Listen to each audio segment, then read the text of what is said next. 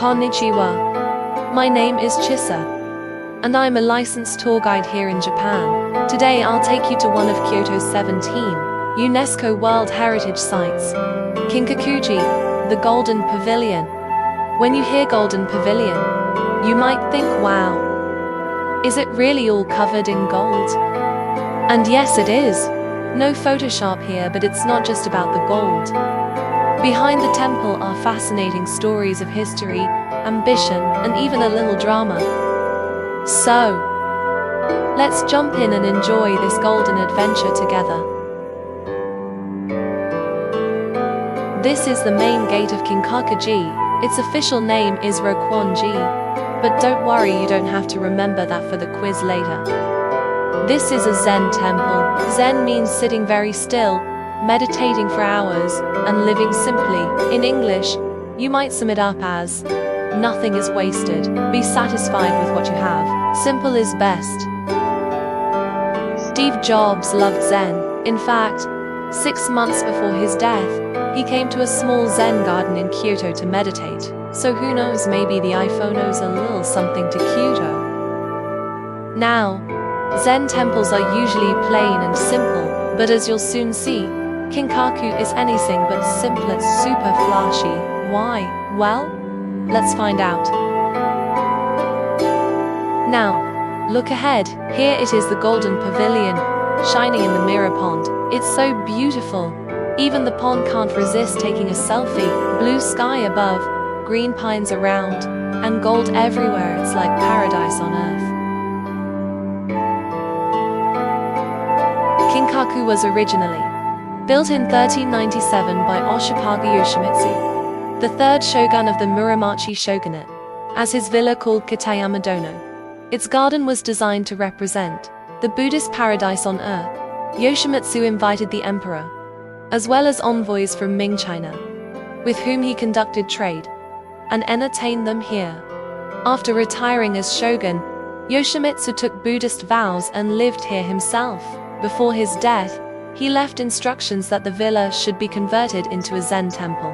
Thus, at first Kinkaku-ji was shogun's villa. That's why it is incredibly lavish even though it's a Zen temple.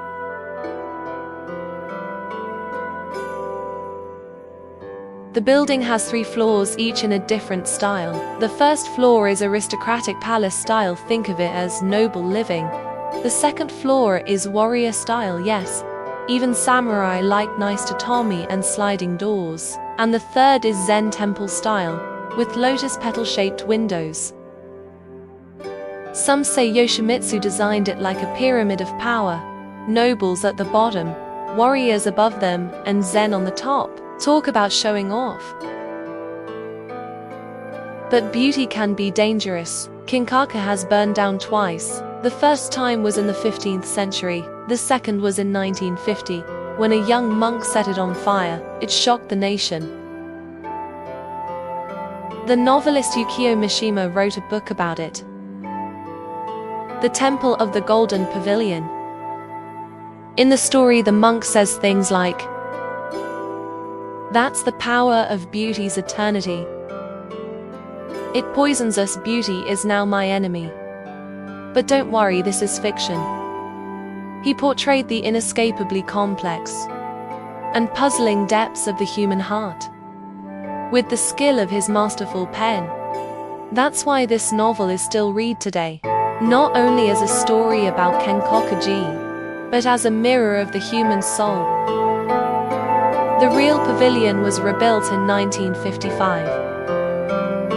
And in 1987, 200,000 sheets of gold leaf were added, costing 740 million yen or $5 million. That's a lot of pocket money. So the Golden Pavilion has been destroyed twice. But each time it came back shinier than ever, like a Hollywood celebrity after plastic surgery. Look up. On top of the roof is a phoenix. Legend says the phoenix only appears when a nation is at peace and ruled well. But Yoshimitsu was a proud guy. He basically said, "I'm the boss of Japan," so he put the phoenix on the roof like his own golden crown. Some modern leaders might like the same idea, don't you think? The roof itself is kokera-buki, Made of thin wooden shingles, they reflect light softly, and over time the color deepens. The golden bird on top, the wooden roof below, it's like bling meets sen. Here's how Kukarabuki works. Carpenters overlap thin wooden shingles, like fish scales, one by one. Instead of iron nails, they used bamboo nails. The craftsmen would hold the nails in their mouths, then tap them in with a steady rhythm, ton ton ton. It was like building a roof while beatboxing. Light, breathable, elegant, this roof ages gracefully, just like good wine. Now, from the roof above, let's move into the garden below. Here we see the landboat pine. It looks like a giant ship sailing across the land. Legend says Yoshimitsu himself planted it. The boat shape symbolizes a journey to the Pure Land paradise in the west. Basically, his pine tree had first-class tickets to heaven. The wooden supports holding the branches are like loyal bodyguards, keeping the pine strong for centuries. Now, the Galaxy Spring. Yoshimitsu is said to have drawn tea water here. Yes, even samurai enjoyed tea. Tea was not only for nobles. Who knew samurai liked tea parties? Next is the water beneath the rock. Another spring once used for tea. It is said Yoshimitsu purified his hands before tea ceremony. And here comes the Dragon Gate waterfall.